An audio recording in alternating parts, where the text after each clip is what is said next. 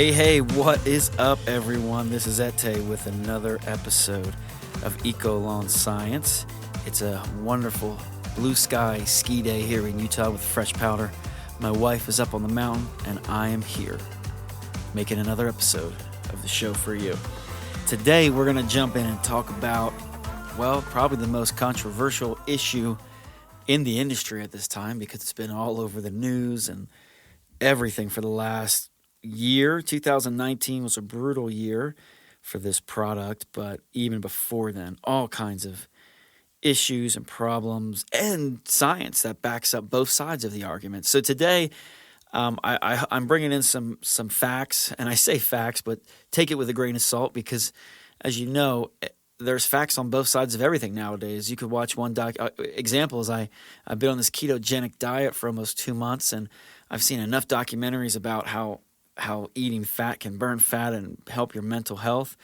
And then I watched one last night about how it's going to kill you. So there we go. But I've got some facts that I'm bringing in from some official, some real deal research. But take it with a grain of salt. I'm also going to spin my opinion of someone who's got over 20 years around the product. I'd love to bring some of my thoughts in it as well. But ultimately, I'm just trying to have this conversation here because there's so much back and forth and fighting and arguing on this topic. And yes, we're talking about RoundUp.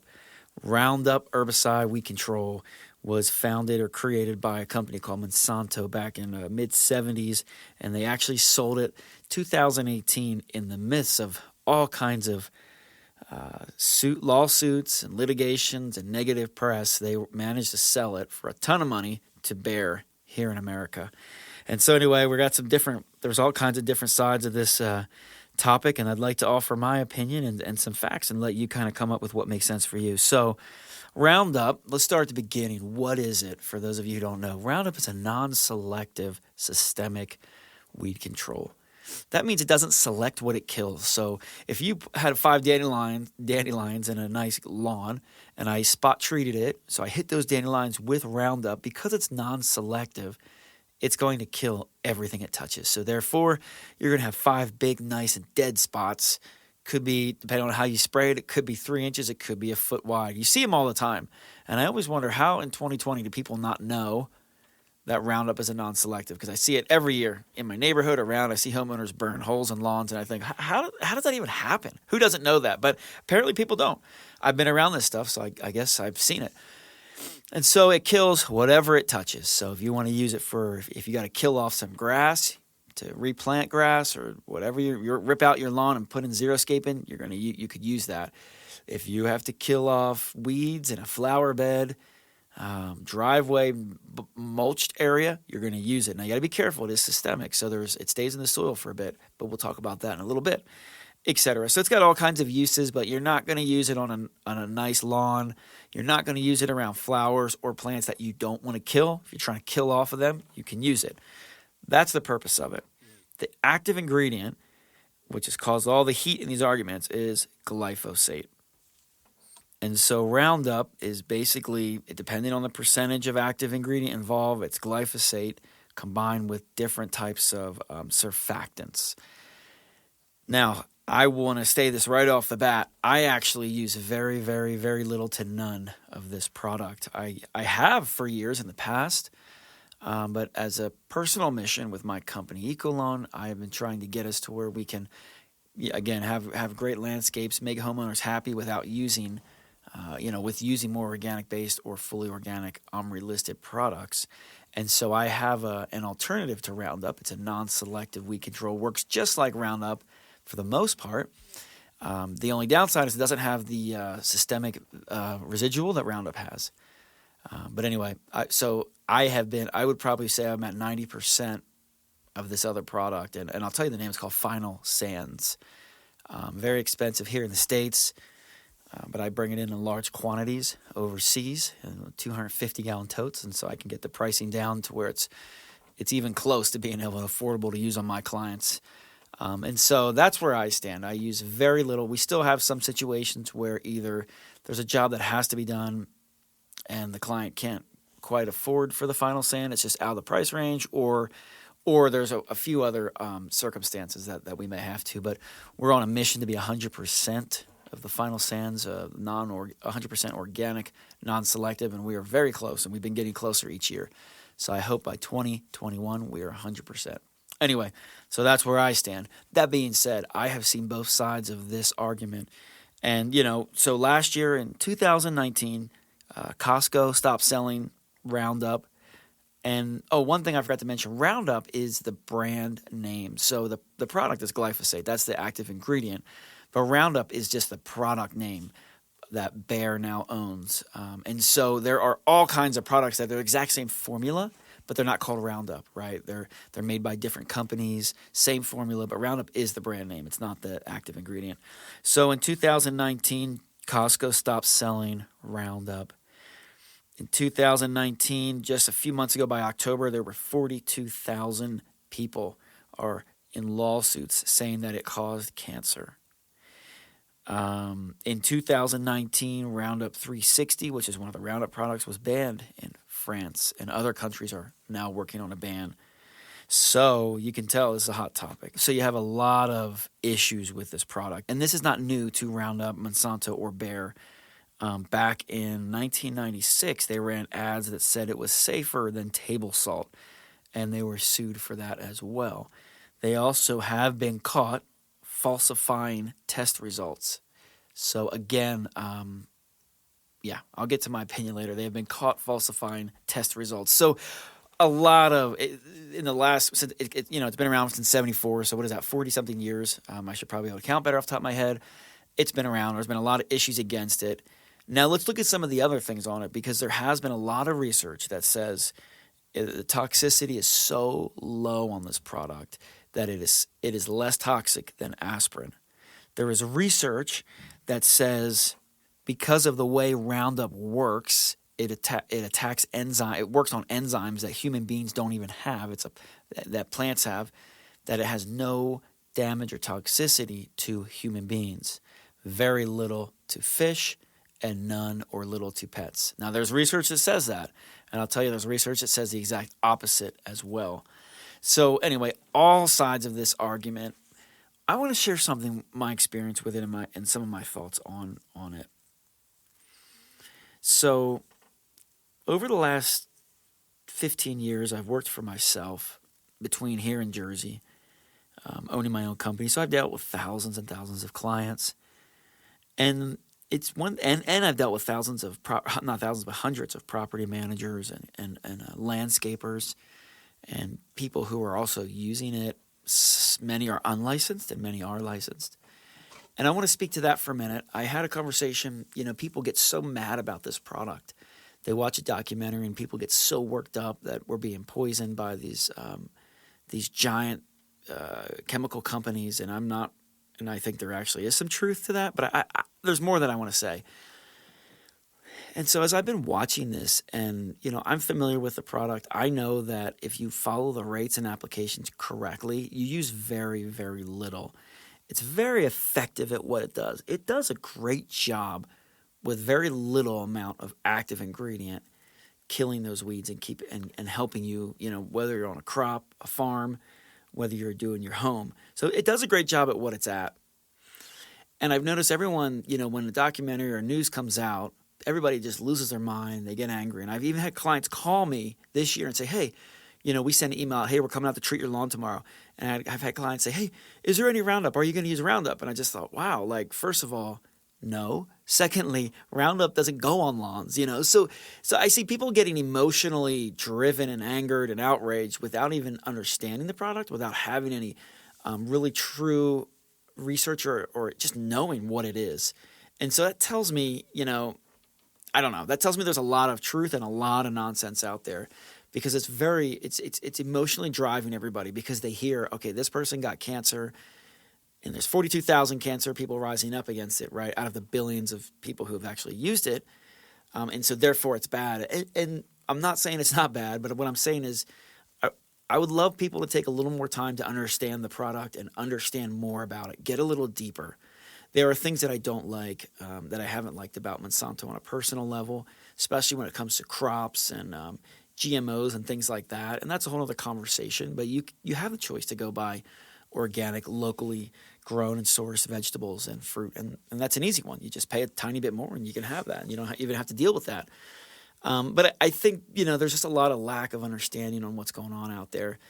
And one of my observations of dealing with thousands of people, hundreds of property managers and landscapers, is people are not following the label properly. So whether you love the product or you think it's the most dangerous thing in the world, I'm not so much speaking to that, but I'm speaking to, I think one of the biggest problems is the lack of education and the lack of following directions.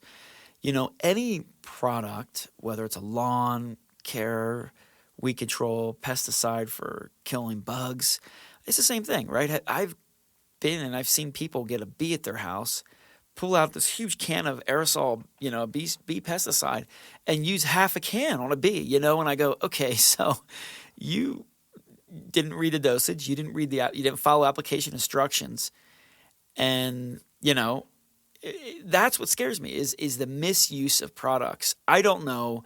I haven't followed every detail of the cases of the lawsuits. I don't know if the people that are suing were drinking the stuff. I don't know if they were applying it without the proper PPO, without the proper pants, boots, etc., which is set on the label. I don't know any of that. I don't know if they were having the correct application rates, but I do believe if you're not following that, that's going to be an issue. I could absolutely see that being an issue, but first of all, that's on you. So I think there's a big education needs to happen. A lot of times, many times here in Utah, I've spoken with property managers who bring me in and they say, oh, I remember many times I had this conversation. I can't kill these weeds. I've dumped gallons of Roundup on it and I just can't kill it. And so they're hiring me to fix it. And I thought, well, why are you dumping gallons of Roundup? That is so irresponsible. That is so, not good for the environment, for the community, and so because I've seen these characteristics so many times, I'm starting to believe that the first problem we need to address is we need to educate people who are using the stuff. And one of the scariest things to me, and I mean no offense to homeowners because you have all right, but as a licensed professional, I have to take tests. I have to report certain things. Everything we buy, I have to be accountable for it. Where my neighbor could go, and any of my neighbors, if you're listening, I'm not talking about you obviously, but my neighbor could go and buy 3 gallons of the same product and dump it all on, a driveway where I may go in as a professional and use 10 ounces. And so I've found a lot of the environmental impact is coming from the misuse and misunderstanding of how to use the products. I have run into many landscapers and in Park City, Utah, I won't call out any names, who I see driving around and they are not following the law in Utah. And maybe it's changed, but the last few, because I think they did an update this year, but you have to have certain things on your truck. If you were carrying a product like Roundup, you would have to have your pesticide license number on the truck. You would have to have it secured in a certain way. You would have to have the name of your company in certain size lettering on your truck. All these things. I can't tell you how many times I see guys with lawnmowers out there, and I look in their trucks. In the back is 4 backpacks, and I see bottles of Roundup just laying there, maybe rolling around. And so I go, okay, well, the truck has no label. I know the company. They're not licensed to apply. So therefore, they haven't taken the proper test or training to apply this. So are they even qualified to touch this, right? And that's part of the problem. I'm seeing all this. I'm seeing homeowners misuse it. I'm seeing other companies that are not not legally allowed to use it, using it, right? You have to have certain licenses and pay certain dues and prove that you understand to use any of these products. And I'm seeing people all the time not using it as a company. A homeowner can go use it. I'm also seeing other companies that have licensing misuse it as well. So it's all over the place. But my theory is this. I think the biggest thing we could do to clean this up, there have been 42,000 issues of people saying, I've got cancer from this product. But again, I wasn't there when you were applying. What were you wearing? What was the application rates? What was the weather? Did you follow all the label to the T? I believe that education would be the best thing we could do right now. Regardless if you think it's the most toxic thing or you think it's safe, I do think we all need to do better at educating ourselves. I know for me over the last year or two, I've taken a lot more time and read deeper into the research, the toxicity reports, and the labels into this product than probably any other product. And I would recommend it if you're a service company out there and you do use this. Now, take time now. You see the warnings, you see the concerns. Get in there, start reading, and really understand it. Make sure you are up to code. And for all the homeowners or people who are not licensed professionals out there treating it, read the labels, call a professional, hire a professional, go to the source, call the manufacturer, but figure out how to do it correctly. I really believe if we just started there, this would get cleaned up so much. And I actually think that's a lot of the hatred and attacks on the lawn care industry is because of this. Is if we could train people, if there was more education, I think you'd see a lot more of a cleaner environment and a lot less impact. But unfortunately, now it's like I have trucks, they might be spraying a compost tea all organic, and people get upset. Well, what are you spraying? And so there's this whole weird energy coming off of people. And again, back to the thing I'm talking about, they don't have an understanding. They don't know what's in those tanks. They've just jumped to an accusation without any data or knowledge that we're poisoning the earth, where maybe we're applying a compost tea, rebuilding microorganisms in the soil. So I just wish everybody could hear this and look at themselves. Stop pointing the fingers for a minute. Look at yourselves and clean up your act, okay? Now, a couple last things. One is if you feel like you have some type of glyphosate, if you've been around RoundUp a lot and you're concerned about it, you can actually go on Google and type in glyphosate blood testing, and you can get your blood tested. And they will tell you how many parts per million or whatever the metric is they use, how your blood is doing. I had a friend who did this, who's actually around some of these products a bit, and it actually came back very negative. And then I've had people who ate certain foods and it came back high. So if you're concerned or just curious, you can go ahead and put that in, take a test. It's not expensive, and find out exactly what's going on in your blood. The last thing I want to speak to is alternatives to this. Now, yes, there's this huge debate, whatever side of the fence you are on this. My vision was to focus on more sustainable organic products. So I did mention it earlier, there are alternatives to RoundUp. I just want to talk about a little bit about the pros and cons of them. I'm trying to get some research done now on the toxicity, like a report comparing the glyphosate as an active ingredient, the RoundUp, versus some of these organic alternatives on the impact level, but we still don't have that. But there are products like I mentioned, Final Sands. It's a great product. It's made from fatty acids. It's OMRI listed, so it's an organic certified product. It works fantastic. I have used it in flower beds. I have used it in driveways, and within 2 hours, I have seen the plants curl up black as a black, and within a day, they are wilting and they're gone. They're just melted up. Really fantastic. The downside is on these organics, there's two downsides that I have found. One is they don't have the systemic, they don't stay in the soil as long, right? So they struggle when it comes to more of these deep rhizomatous grasses like wild bluegrass, or even with a weed like morning glory. They don't do as well, so you do have to hit them more often. Where a RoundUp, you might be able to hit this grass and not have to come back for 8 weeks. With the organics, you need to be back in 3 or 4 weeks later. So there is a little more, you have to use more of the product. The second thing is you have to use more of the product the first application. I mean, all of them. And an example is, let's say you're targeting some easy to kill, not too mature weeds in a flower bed. If you were going to use a product with like a RoundUp or a glyphosate, you might be able to get away with 2 ounces per gallon, right, of active ingredient and have fantastic kill in some situations. When you're dealing with the all organic, that 2 ounces per gallon, now you're looking at sometimes 15 ounces per gallon. So there is a lot more of the product that you have to use. And that's what I said. That's what I meant when I said I'm trying to get research on the overall impact, because, yeah, it is organic, but we have to apply more of it, right? So we're working on that. I'm trying to talk to them to get more info. But overall, you've got Final Sands. You've got products like Avenger. Avenger uses different type of, I don't have the label in front of me, but like citrus oils. There are clove oil products. So there's a lot of oil-based products that found to work really well. I will say this, as far as dependability, consistency, and effectiveness, RoundUp is incredible. Put aside how you feel about it, the product works. When you're dealing with the more organic products, they're getting closer. Like Final Sands is the best one I have seen. that works really well, but it's not as consistent and as effective.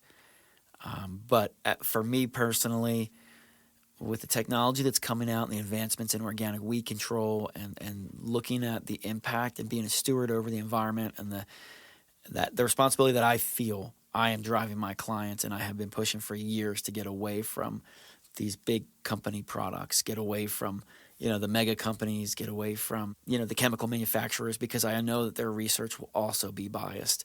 And so I choose to walk away, to go a different direction, but I don't have all the hatred for them.